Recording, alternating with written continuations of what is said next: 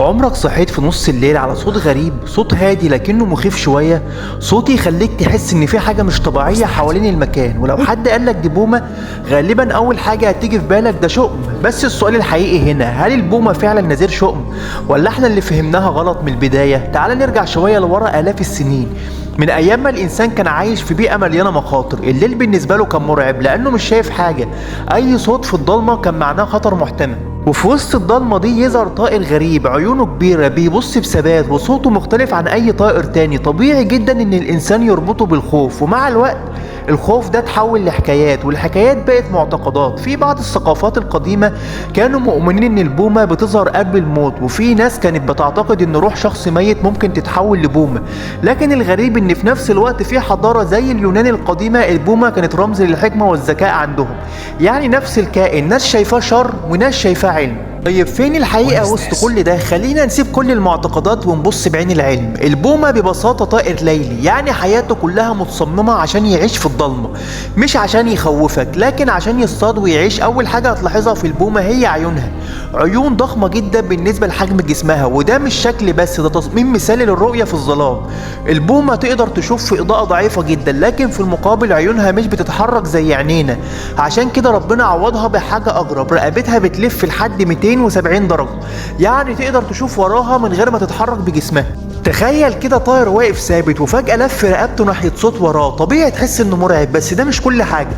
البومة عندها قدرة سمع مش طبيعية، ودانها مش في نفس المستوى، واحدة أعلى من التانية، وده بيساعدها تحدد مكان الصوت بدقة رهيبة. ممكن تسمع حركة فار صغير جدا حتى لو مستخبي تحت التراب أو ورق الشجر، وده يخليها صياد من أخطر الصيادين في الطبيعة.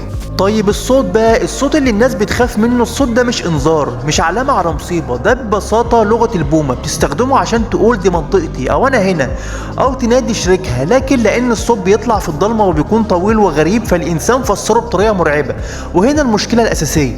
العقل البشري بيحب يفسر اي حاجة مش مفهومة، ولو ما لقاش تفسير بيحب يخترع. ومع مرور الزمن الناس بدأت تضيف تفاصيل وتحكي قصص، والقصص تتحول لخرافات، لدرجة ان في ناس لحد النهاردة لما تسمع صوت بومة تتوتر او تتشائم. بس لو بصينا للموضوع بشكل منطقي هنلاقي ان مفيش اي دليل علمي بيربط بين وجود البومة وحدوث اي حاجة سيئة، ولا في تجربة ولا دراسة ولا حتى حالة موثقة تثبت الكلام ده. بالعكس، البومة ليها دور مهم جدا في الطبيعة، هي بتتغذى على الفئران والحشرات، والكائنات دي لو زادت بشكل كبير ممكن تسبب مشاكل للزراعة والإنسان. يعني البومة بتساعد تحافظ على التوازن البيئي بشكل غير مباشر. تخيل كده لو البوم اختفى فجأة، عدد الفئران هيزيد بشكل مرعب، وده ممكن يسبب مشاكل كبيرة جدا. يعني بدل ما تكون نذير شؤم، هي في الحقيقة حارس صامت للطبيعة. والأجمل من كده إن البومة كائن ذكي جدا في أسلوب حياته، بتطير بدون صوت تقريبا بسبب شكل ريشها اللي بيقلل الاحتكاك مع الهواء. يعني الفريسة مش بتسمعها غير في آخر لحظة. كمان عندها صبر رهيب، ممكن تفضل مستنية وقت طويل جدا لحد ما تيجي اللحظة المناسبة للهجوم. كل ده بيخليها صياد مثالي. بس برغم كل القدرات دي البومة مش بتدور عليك ولا ليها علاقة بيك أصلا، هي كل اللي عايزاه تعيش وتلاقي أكلها وخلاص. فليه بقى لحد دلوقتي ناس بتخاف منها؟ الإجابة بسيطة جدا، الخوف من المجهول.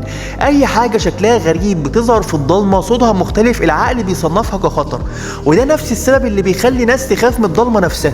لكن الحقيقة مش كل حاجة غريبة تبقى مرعبة، وفي فرق كبير من غريب وخطر، والبومة مثال واضح جدا على كده. هي غريبة فعلا لكنها مش خطيرة على الإنسان ولا ليها أي علاقة بالشؤم. وفي النهاية الموضوع كله بيرجع لك، هل هتصدق خرافات قديمة اتنقلت من جيل لجيل بدون دليل، ولا هتبص للموضوع بعين العلم والمنطق؟ المرة الجاية لما تسمع صوت بومة في الليل حاول تقف لحظة وتفكر، انت مش بتسمع صوت شؤم، انت بتسمع واحد من أعجب وأدق الكائنات في الطبيعة، بيتكلم بلغته الخاصة، ويمكن بدل ما تخاف تبدأ تحس بالإعجاب. قولي بصراحة، لو سمعت صوت بومة دلوقتي هتخاف ولا هتبتسم؟